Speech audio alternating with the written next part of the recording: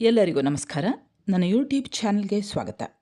ಆತ್ಮೀಯರೇ ಮತ್ತು ವಿದ್ಯಾರ್ಥಿಗಳೇ, ನಾನು ಉಡುಪಿ ದೊಡ್ಡನಗುಡ್ಡೆಯ ವಾಸಂತಿ ಅಂಬಲ್ಪಾಡಿ. ವಿದ್ಯಾರ್ಥಿಗಳೇ ಹಾಗೂ ಆತ್ಮೀಯರೇ, ನೀವಿನ್ನೂ ನನ್ನ ಚಾನಲ್ಗೆ ಹೊಸಬರಾಗಿದ್ದಲ್ಲಿ ಮೊದಲು ಸಬ್ಸ್ಕ್ರೈಬ್ ಮಾಡುವುದನ್ನು ಮರೆಯದಿರಿ. ಹಾಗೆ ಒಂದು ಲೈಕ್ ಕೊಡಿ, ಕಮೆಂಟ್ ಮಾಡಿ ಮತ್ತು ನಿಮ್ಮ ಸ್ನೇಹಿತರಿಗೂ ಕೂಡ ಶೇರ್ ಮಾಡಿ. ಆತ್ಮೀಯ ವಿದ್ಯಾರ್ಥಿಗಳೇ, ಇಂದಿನ ವಿಡಿಯೋದಲ್ಲಿ DS ಕರ್ಕಿ ಇವರು ಬರೆದ ದಿವ್ಯ ಜ್ಯೋತಿ ಅನ್ನುವ ಕವಿತೆಯ ಪ್ರಶ್ನೋತ್ತರವನ್ನು ಗಮನಿಸ್ತಾ ಹೋಗೋಣ. ಮೊದಲಿಗೆ ನಾವು DS ಕರ್ಕಿ ಇವರ ಪರಿಚಯ ನೋಡೋಣ. DS ಕರ್ಕಿ ಇವರು 1907 ನವೆಂಬರ್ 15 ಬೆಳಗಾವಿ ಜಿಲ್ಲೆಯ ಹಿರೇಕೊಪ್ಪದಲ್ಲಿ ಜನಿಸಿದರು. ಇವರ ತಂದೆಯ ಹೆಸರು ಸಿದ್ದಪ್ಪ, ತಾಯಿಯ ಹೆಸರು ದುಂಡವ್ವ. ದುಂಡಪ್ಪ ಸಿದ್ದಪ್ಪ ಕರ್ಕಿ ಎಂಬುದು ಇವರ ಪೂರ್ಣ ಹೆಸರು. DS ಕರ್ಕಿ ಅಂದರೆ ದುಂಡಪ್ಪ ಸಿದ್ದಪ್ಪ ಕರ್ಕಿ. ತಾಯಿಯ ತವರೂರಾದ ಬೆಲ್ಲದ ಬಾಗೇವಾಡಿಯಲ್ಲಿ ಪ್ರಾಥಮಿಕ ಶಿಕ್ಷಣವನ್ನು, ಬೆಳಗಾವಿಯ GA ಹೈಸ್ಕೂಲ್ನಲ್ಲಿ ಮಾಧ್ಯಮಿಕ ಶಿಕ್ಷಣವನ್ನು ಹಾಗೂ ಧಾರವಾಡದ ಕರ್ನಾಟಕ ಕಾಲೇಜಿನಲ್ಲಿ BA ಪದವಿ ಮತ್ತು MA ಪದವಿಯನ್ನು ಪಡೆದಂತಹ ಕರ್ಕಿಯವರು 1940ರಲ್ಲಿ BT ಪದವಿಯನ್ನು ಪಡೆದರು. ಮೊದಲು ಗಿಲಗಂಜಿ ಅರಟಾಳ ಹೈಸ್ಕೂಲ್ನಲ್ಲಿ ಶಿಕ್ಷಕರಾಗಿ ಕಾರ್ಯನಿರ್ವಹಿಸಿದ ಕರ್ಕಿಯವರು ನಂತರ ಬೇರೆ ಬೇರೆ ಕಾಲೇಜುಗಳಲ್ಲಿ ಪ್ರಾಚಾರ್ಯರಾಗಿ ಕಾರ್ಯನಿರ್ವಹಿಸಿದರು. ನಿವೃತ್ತಿಯ ನಂತರ ಕರ್ನಾಟಕ ವಿಶ್ವವಿದ್ಯಾನಿಲಯದ ಕನ್ನಡ ಅಧ್ಯಯನ ಪೀಠದಲ್ಲಿ ವಿಶ್ರಾಂತಿ ಪ್ರಾಧ್ಯಾಪಕರಾಗಿ ವಿದ್ಯಾರ್ಥಿಗಳ ಸಂಶೋಧನೆಗೆ ನೆರವಾದರು. ಇವರು ಕಾವ್ಯ, ಪ್ರಬಂಧ, ಮಕ್ಕಳ ಸಾಹಿತ್ಯ, ಸಂಪಾದನೆ, ಸಂಶೋಧನೆ ಮೊದಲಾದ ಸಾಹಿತ್ಯ ಪ್ರಕಾರಗಳಲ್ಲಿ ಇವರು ತಮ್ಮ ಕೃಷಿಯನ್ನು ಮಾಡಿದ್ದಾರೆ. ಹಾಗೆ ಇವರು ಹಲವಾರು ಕೃತಿಗಳನ್ನು ಬರೆದಿದ್ದಾರೆ. ಅವುಗಳಲ್ಲಿ ಮುಖ್ಯವಾದದ್ದು ನಕ್ಷತ್ರಗಾನ, ಭಾವತೀರ್ಥ, ಗೀತ ಗೌರವ, ಕರಿಕೆ ಕಣಗಿಲು, ನಮನ. ಇವು ಅವರ ಕವನ ಸಂಕಲನಗಳು. ಇನ್ನು ನಾಲ್ದೆಸೆಯ ನೋಟ, ಸಾಹಿತ್ಯ ಸಂಸ್ಕೃತಿ, ಶ್ರುತಿ, ಮಕ್ಕಳ ಶಿಕ್ಷಣ ಮುಂತಾದವು ಇವರು ಬರೆದಂಥ ಗದ್ಯ ಕೃತಿಗಳು. ಬಣ್ಣದ ಚೆಂಡು, ತನನ ತೋಮ್ ತೋಮ್ನಂ ಇವು ಕರ್ಕಿಯವರ ಶಿಶುಗೀತೆಗಳ ಸಂಕಲನ. ಇನ್ನು DS ಕರ್ಕಿ ಇವರಿಗೆ ಹಲವಾರು ಗೌರವ ಪ್ರಶಸ್ತಿಗಳೂ ಕೂಡ ಲಭಿಸಿವೆ. ಇವುಗಳಲ್ಲಿ ಮುಖ್ಯವಾದದ್ದು ಗೀತ ಗೌರವ ಅನ್ನುವಂತಹ ಅವರ ಕೃತಿಗೆ ಕರ್ನಾಟಕ ರಾಜ್ಯ ಸಾಹಿತ್ಯ ಅಕಾಡೆಮಿಯ ಪ್ರಶಸ್ತಿ ಲಭಿಸಿದೆ. ವಿದ್ಯಾರ್ಥಿಗಳೇ, ಈಗ ಈ ದಿವ್ಯ ಜ್ಯೋತಿ ಎಂಬ ಕವಿತೆಗೆ ಸಂಬಂಧಿಸಿದ ಹಾಗೆ ಪ್ರಶ್ನೆ ಯಾವುದು ಬರ್ತದೆ ಅಂತ ನೋಡೋಣ. ಈಗ 8 ಅಂಕದ ಪ್ರಶ್ನೆ ನೋಡಿ. ಗಾಂಧೀಜಿಯ ವ್ಯಕ್ತಿತ್ವ ದಿವ್ಯ ಜ್ಯೋತಿ ಕವಿತೆಯಲ್ಲಿ ಹೇಗೆ ಅನಾವರಣಗೊಂಡಿದೆ ವಿವರಿಸಿರಿ. DS ಕರ್ಕಿ ಇವರು ಬರೆದ ದಿವ್ಯ ಜ್ಯೋತಿ ಎಂಬ ಕವನದಲ್ಲಿ ಭಾರತಕ್ಕೆ ದಿವ್ಯ ಜ್ಯೋತಿಯಾಗಿ ಬೆಳಗಿದಂತಹ ಮಹಾತ್ಮ ಗಾಂಧೀಜಿ, ದಿವ್ಯ ಜ್ಯೋತಿ ಅಂದರೆ ದಿವ್ಯ ಅಂದರೆ ಶ್ರೇಷ್ಠವಾದಂತಹ ಜ್ಯೋತಿ, ಭಾರತದ ಜ್ಯೋತಿ ಅಂತ ಮಹಾತ್ಮ ಗಾಂಧೀಜಿಯನ್ನು DS ಕರ್ಕಿಯವರು ಕರೀತಾರೆ. ಮಹಾತ್ಮ ಗಾಂಧೀಜಿಯವರು ನಾಥೂರಾಮ್ ಗೋಡ್ಸೆಯ ಗುಂಡಿನೇಟಿಗೆ ಬಲಿಯಾಗಿ ಹುತಾತ್ಮರಾದಂತಹ ಈ ಒಂದು ಸುದ್ದಿ ಕವಿ ಕರ್ಕಿಯವರು, DS ಕರ್ಕಿಯವರು ಈ ಸುದ್ದಿಯನ್ನು ಕೇಳಿದ ಸಂದರ್ಭದಲ್ಲಿ ಬರೆದಂತಹ ಒಂದು ಶ್ರದ್ಧಾಂಜಲಿ ಗೀತೆಯೇ ದಿವ್ಯ ಜ್ಯೋತಿ. ಗಾಂಧೀಜಿಯವರು ಭಾರತಕ್ಕೆ ಇಂದಿಗೂ ಕೂಡ ಎಷ್ಟು ಪ್ರಸ್ತುತ ಎಂಬುದನ್ನು ಈ ಕವನ ಬಹಳಷ್ಟು ಸ್ವಾರಸ್ಯಪೂರ್ಣವಾಗಿ ನಿರೂಪಿಸ್ತದೆ. ಗಾಂಧೀಜಿ ಅನನ್ಯ ಮಾನವತಾವಾದಿ, ಮಹಾಮಾನವತಾವಾದಿ. ಆತ ಬರೀ ಒಬ್ಬ ವ್ಯಕ್ತಿಯಲ್ಲ, ಗಾಂಧೀಜಿ ಒಬ್ಬ ಮಹಾನ್ ಶಕ್ತಿ, ಜಗದ ಒಂದು ಅಪಾರವಾದಂತಹ ಕರುಣೆ. ಆತ ಸತ್ಯ, ಪ್ರೇಮ, ತ್ಯಾಗಗಳ ಮಹಾಮೂರ್ತಿ. ಆತನ ಸಾವಿನ ಸುದ್ದಿಯನ್ನು ಕೇಳುತ್ತಿದ್ದಂತೆ ಇಡೀ ಭಾರತ ಶೋಕ ಜಲಧಿಯಲ್ಲಿ ಮಿಂದೇಳುತ್ತದೆ. ಸತ್ಯ, ಪ್ರೇಮ, ಸತ್ವಗಳನ್ನೇ ಜಗತ್ತಿನ ಕಣ್ಣೆದುರು ತೋರಿದ ಗಾಂಧೀಜಿಯವರು ತ್ಯಾಗ ಜೀವನದ ತುತ್ತ ತುದಿಯನ್ನು ಏರಿ ಬಹುದೂರ ಹೋದ. ಇಂತಹ ಗಾಂಧೀಜಿ ಮತ್ತೆ ಹುಟ್ಟಿ ಬರಬೇಕು ಎಂಬುದೇ ಕವಿಯ ಆಶಯವಾಗಿದೆ. ಗಾಂಧೀಜಿ ತಿಳಿ ನೀಲದಲ್ಲಿ ನೀಲವಾಗಿ ಬಹಳ ದೂರವೇ ಹೋದ. ಆದರೆ ಆತ ಬಿಟ್ಟು ಹೋದ ಬೆಳಕು ಮಾತ್ರ ಇನ್ನೂ ಕೂಡ ಈ ಭಾರತದಲ್ಲಿ ಬೆಳಗ್ತಾ ಇದೆ. ಆತ ಇನ್ನೊಮ್ಮೆ ಏಕೆ ಬರುತ್ತಿಲ್ಲ ಎಂದು ಕವಿಯವರು ಕೇಳ್ತಾ ಇದ್ದಾರೆ. ಅಂದು ಸಂಜೆ ಗಾಂಧೀಜಿ ಪ್ರಾರ್ಥನೆಗೆಂದು ದೇವ ಮಂದಿರದ ದಾರಿಯ ಆಚೆ ಈಚೆಗೆ ಮೊಮ್ಮಕ್ಕಳಿಬ್ಬರ ಮೇಲೆ ತನ್ನ ಮೈಭಾರವನ್ನು ಚೆಲ್ಲಿ ಇಡೀ ಜಗತ್ತಿನ ಕರುಣೆಯೇ ನಡೆಯುವಂತೆ ನಡೆದು ಹೊರಟಿದ್ದ. ಆತ ದೇವಮಂದಿರದ ಪೀಠವನ್ನು ಹತ್ತಿ ನಿಂತನೋ ಇಲ್ಲವೋ, ಆತನ ಜೀವ ಜಡವನ್ನು ತ್ಯಜಿಸಿ ಆ ಜೀವ ಜಡವನ್ನು ಅವರ ದೇಹವನ್ನು ತ್ಯಜಿಸಿ ದೇವನಲ್ಲಿ ಒಂದಾಯಿತು. ನಾಥೂರಾಮ್ ಗೋಡ್ಸೆ ಎಸೆದ ಗುಂಡಿಗೆ ಕುಸಿದ ಆ ದೇಹದಲ್ಲಿ ಪರಿಶುದ್ಧವಾದಂತಹ ಆ ರಕ್ತ ಚೆಲ್ಲಿ ಈ ಜಗದ ಮನವನ್ನೇ ಶೋಕಸಾಗರದಲ್ಲಿ ಮೇಯಿಸಿತು. ಗಾಂಧೀಜಿಯ ಮುಗಿದ ಕೈ ಮುಗಿದಂತೆ ಇತ್ತು. ಆತನ ಮುಖದಲ್ಲಿ ಮಾತ್ರ ಕ್ಷಮೆ ನೆಲೆಸಿತ್ತು. ಎದೆಯಲ್ಲಿ ಎಂತಹ ತಿಳಿ ಭಾವವಿತ್ತು. ಅದನ್ನು ಈ ಜಗದಲ್ಲಿ ಬಲ್ಲವನು ಯಾವನು ಎಂದು ಕವಿ ಕೇಳುತ್ತಾರೆ. ಮಹಾತ್ಮ ಗಾಂಧೀಜಿ ತ್ಯಾಗ ಜೀವನದ ತುತ್ತ ತುದಿಯನ್ನೇರಿ ಹೋದ. ಆ ತ್ಯಾಗ ಜೀವನದ ತುತ್ತ ತುದಿಯನ್ನು ಏರಿದಂತೆಲ್ಲ ಅಂತರಂಗದ ಐಸಿರಿಯನ್ನು ಜಗಕ್ಕೆ ತೂರಿದ. ಸತ್ಯ ಪ್ರೇಮಗಳ ಸತ್ವವನ್ನೇ ಕಣ್ಣೆದುರು ಎತ್ತಿ ತೋರಿದ. ಕೊನೆಗೂ ಆತ ಬೇರೆ ಲೋಕದ ಅಂದರೆ ಸ್ವರ್ಗಲೋಕದ ಅನುಭವವನ್ನು ಬೀರಿ ಯಾವ ದಾರಿಯಲ್ಲಿ ಹೊರಟು ಹೋದನೋ ಏನೋ ಹೋಗಿಯೇ ಬಿಟ್ಟ. ಮಹಾತ್ಮ ಗಾಂಧೀಜಿಯವರ ನುಡಿ ಎಷ್ಟೊಂದು ಸರಳವಾಗಿತ್ತು, ಎಷ್ಟೊಂದು ಸಹಜ ನಡೆ. ಆತನ ಮನದ ಮಹತಿಯೇನು, ಅವನ ಎದೆಯ ಉನ್ನತಿಯನ್ನು ಯಾವ ಗಿರಿಯ ಶಿಖರ ನಿಲುಕುವುದು. ಮಹಾತ್ಮ ಗಾಂಧೀಜಿಯ ಉನ್ನತಿಗೆ ಗಿರಿ ಶಿಖರವನ್ನು ಮೀರಿ ಬೆಳೆದದ್ದು. ಅವನ ಕರುಣೆಯನ್ನು ಧರೆಗೆ ಕರೆಯುವ ಕಾಮಧೇನುವಿಲ್ಲ. ಆತನ ಕರುಣೆ ಬೇಡಿದವರಿಗೆ ಬೇಡಿದುದನ್ನು ಕೊಡುವ ಕಾಮಧೇನುವನ್ನೂ ಮೀರಿದ್ದು. ಆತ ಮಾಡಿ ತೋರಿಸಿದ ಲೀಲೆ ನಾನು ಎನ್ನುವಂಥವರನ್ನೂ ಕೂಡ ಲಯಿಸಿತು, ನಾಶ ಮಾಡಿತು.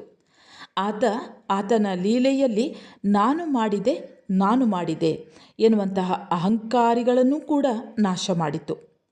ಮಹಾತ್ಮ ಗಾಂಧೀಜಿಯ ಈ ದಿವ್ಯವಾದಂತಹ ಭವ್ಯವಾದಂತಹ ವ್ಯಕ್ತಿತ್ವಕ್ಕೆ ನಾಡಿನ ವೀರರ ಚಿತ್ತ ತಿಳಿಯಾಯಿತು. ಅವರ ನೋಟ ಮೇಲಕ್ಕೆ ಬಾನಿನೆಡೆಗೆ ಹರಿಯಿತು. ಆ ಜಾಡನ್ನು ಹಿಡಿದು ಕೆಳಗೆ ಇಳೆಗೆ ಬೆಳಕೊಂದು ಇಳಿದಂತಿದೆ. ಏನೆಷ್ಟು ಭ್ರಾಂತಿ, ಕಾಣದೆಯೇ ಜ್ಯೋತಿ ಎಂಬ ಅರಿವು ಮೂಡುತ್ತಿದ್ದಂತೆಯೇ ನಾಡ ಧೀರರು ಆ ಬೆಳಕನ್ನು ನಂಬಿ ನಾಡ ಕರೆಗೆ ನಿಂತಿದ್ದಾರೆ. ವಿದ್ಯಾರ್ಥಿಗಳೇ, ಮುಂದಿನ ಪ್ರಶ್ನೆ ನೋಡಿ. 5 ಅಂಕದ ಪ್ರಶ್ನೆ. ದಿವ್ಯ ಜ್ಯೋತಿ ಕವನದ ಆಶಯವನ್ನು ವಿವರಿಸಿರಿ. ಇದು ಕೂಡ ವಿದ್ಯಾರ್ಥಿಗಳೇ ಈಗ ಏನು ಉತ್ತರ ಹೇಳಿದ್ನೋ 8 ಅಂಕದ ಉತ್ತರ ಇದೆ ನೋಡಿ, ಅದನ್ನೇ ಸ್ವಲ್ಪ ಸಂಕ್ಷಿಪ್ತವಾಗಿ ಅಂದರೆ ಸ್ವಲ್ಪ ಸಣ್ಣದಾಗಿ ಮಾಡಿ ಬರೆಯಿರಿ. ಇನ್ನು ಸಂದರ್ಭವನ್ನು ನೋಡೋಣ. ಮೊದಲ ಸಂದರ್ಭ ನೋಡಿ. ಆಚೆ ಈಚೆ ಮೊಮ್ಮಕ್ಕಳಿಬ್ಬರಲ್ಲಿ ಮೈಯ ಭಾರ ಚೆಲ್ಲಿ. ಉತ್ತರ ನೋಡಿ.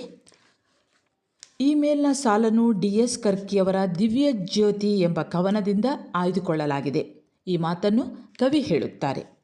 ಮಹಾತ್ಮ ಗಾಂಧೀಜಿ ಪ್ರತಿದಿನದಂತೆ ಒಂದು ಸಂಜೆ ದೇವಮಂದಿರದ ಪ್ರಾರ್ಥನೆಗೆಂದು ಆಚೆ ಈಚೆಗೆ ಮೊಮ್ಮಕ್ಕಳಿಬ್ಬರ ಮೇಲೆ ತನ್ನ ಮೈಯ ಭಾರವನ್ನು ಚೆಲ್ಲಿ ಜಗದ ಕರುಣೆಯೇ ನಡೆಯುತ್ತಿದೆಯೇನೋ ಎಂಬಂತೆ ನಡೆದು ಬರುತ್ತಾನೆ.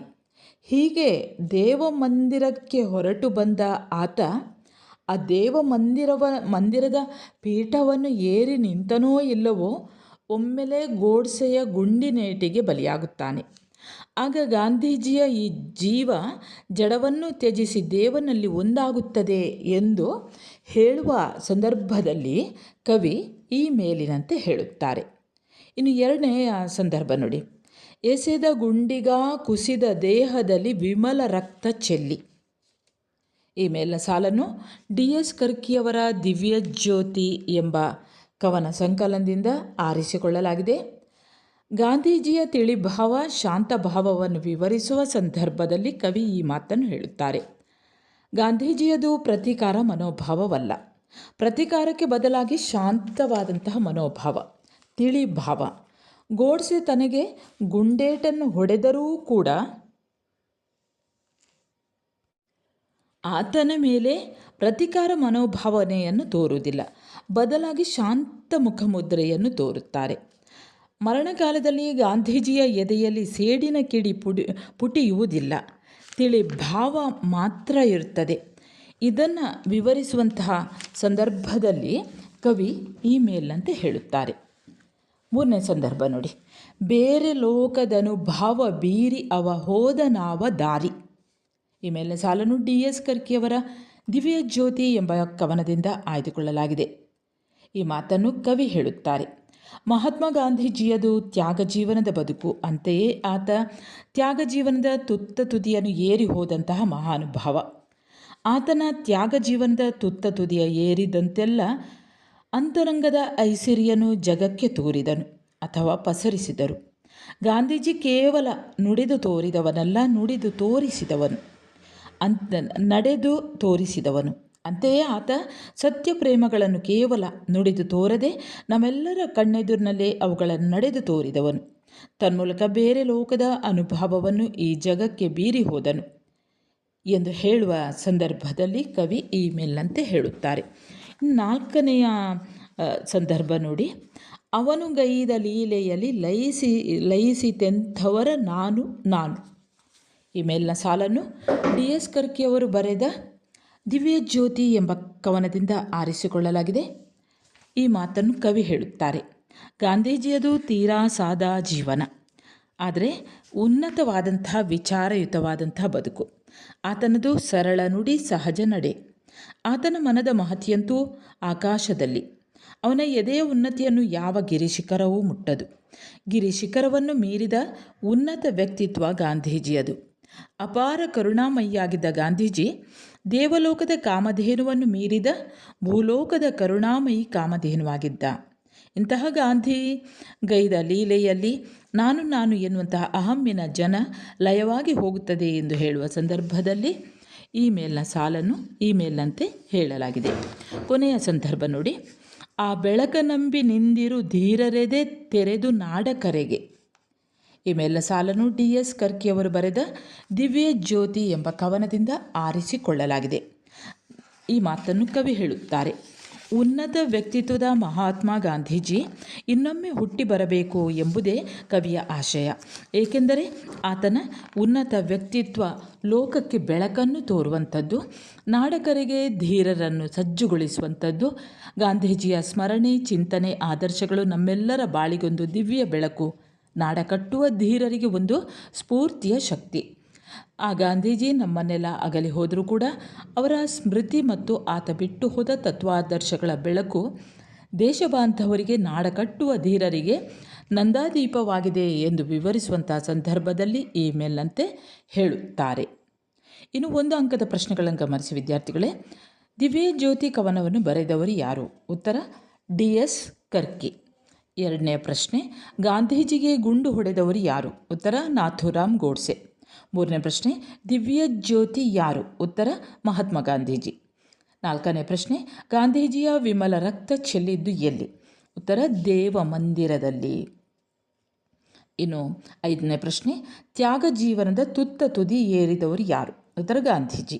6ನೇ ಪ್ರಶ್ನೆ, ಗಾಂಧೀಜಿ ಜಗಕ್ಕೆ ತೋರಿದ್ದು ಏನು? ಉತ್ತರ ಅಂತರಂಗದ ಐಸಿರಿ. 7ನೇ ಪ್ರಶ್ನೆ, ಗಾಂಧೀಜಿ ಜಗಕ್ಕೆ ಎತ್ತಿ ತೋರಿದ್ದು ಏನು? ಉತ್ತರ ಸತ್ಯ ಪ್ರೇಮಗಳ ಸತ್ವವನ್ನು. ಇನ್ನು 8ನೇ ಪ್ರಶ್ನೆ, ಗಾಂಧೀಜಿ ಗೈದ ಲೀಲೆ ಯಾವುದು? ಉತ್ತರ ಎಂತೆಂಥವರ ಅಹಂಕಾರವನ್ನು ಲಯಗೊಳಿಸಿದ್ದು. ಕೊನೆಯ ಪ್ರಶ್ನೆ, ಗಾಂಧೀಜಿ ಸ್ಫೂರ್ತಿ ಶಕ್ತಿಯಾದದ್ದು ಯಾರಿಗೆ? ಉತ್ತರ ನಾಡ ಕಟ್ಟುವ ಧೀರರಿಗೆ. ಸರಿ ವಿದ್ಯಾರ್ಥಿಗಳೇ, ಇಲ್ಲಿಗೆ DS ಕರ್ಕಿ ಇವರು ಬರೆದ ದಿವ್ಯ ಜ್ಯೋತಿ ಅನ್ನುವಂತಹ ಈ ಕವನದ ಪ್ರಶ್ನೋತ್ತರಗಳು ಮುಕ್ತಾಯವಾಗ್ತದೆ. ಸರಿ ವಿದ್ಯಾರ್ಥಿಗಳೇ, ಮುಂದೆ ಇನ್ನೊಂದು ಹೊಸ ವಿಷಯದೊಂದಿಗೆ ಮತ್ತೆ ಬರುತ್ತೇನೆ. ಅಲ್ಲಿಯವರೆಗೆ ನಮಸ್ಕಾರ.